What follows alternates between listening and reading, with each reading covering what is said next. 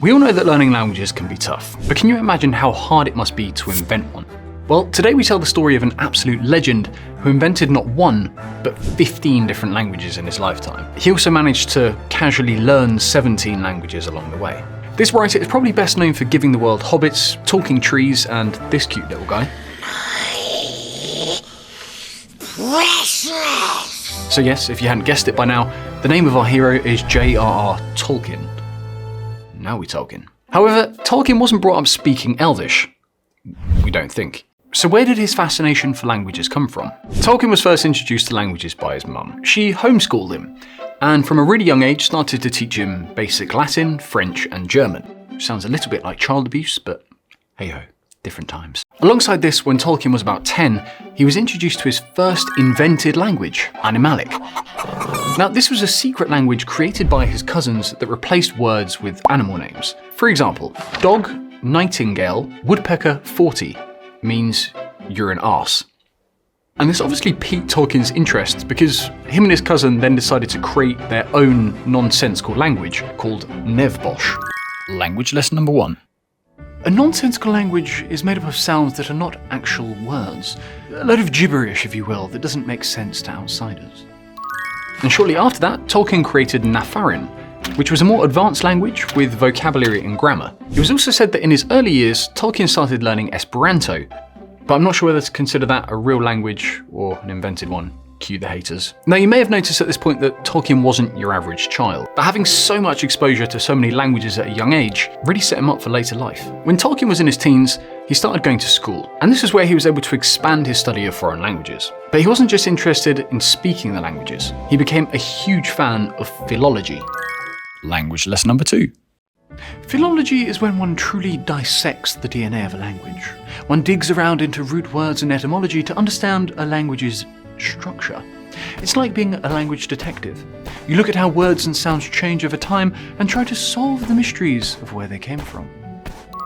For example, Tolkien would look at the difference between the French word jardin and the older word j.r.r. compared to the Latin hortus, or the word mother, mutter, mère, madre, however you want to get your kicks. So by understanding the structure and history of languages, Tolkien could identify patterns and connections between them, which made learning new languages easier because he could make educated guesses about words and rules. So how many languages did Tolkien actually learn during his life? It said that he learnt the following modern languages: Finnish, Greek, Italian, Spanish, Welsh, Danish, Dutch, and Russian. And then on top of that, he also learnt Gothic, Old Norse, Medieval Welsh, Middle English, and Old English. Fun fact for you, when learning Old Norse, he would try to imagine and actually write down sentences of what the language might have sounded like before the Vikings wrote anything down. So how did he actually learn all these languages? Well, Tolkien did have a method to his madness. The one skill to rule them all.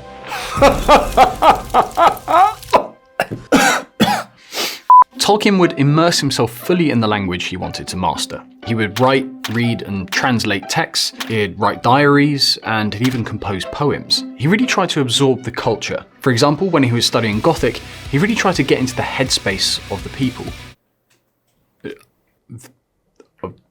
Not that type of goth. Having learned all these languages, Tolkien needed another challenge, so he started inventing them. Now, what's really cool is, I think most people would assume that Tolkien created characters like this guy and then came up with some random language to fit the part. But it's actually the complete opposite. According to Tolkien, the invention of the languages was the foundation, and the stories came afterwards. When you consider how many languages and characters we're talking about here, it's pretty insane. Over the years, he made up stuff like Elvish, Dwarvish, and things like Black speech. These languages also had histories and different levels of poshness.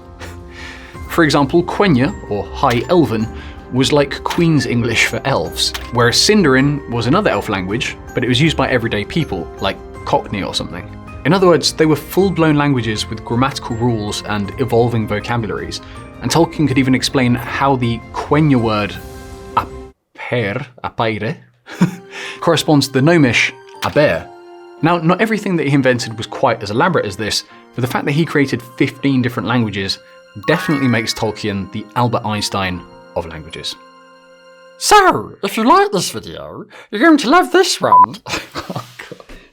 Anyway, if you like this video, you're going to love this one, where we tell the story of a politician who learned 200 languages. See you in a second.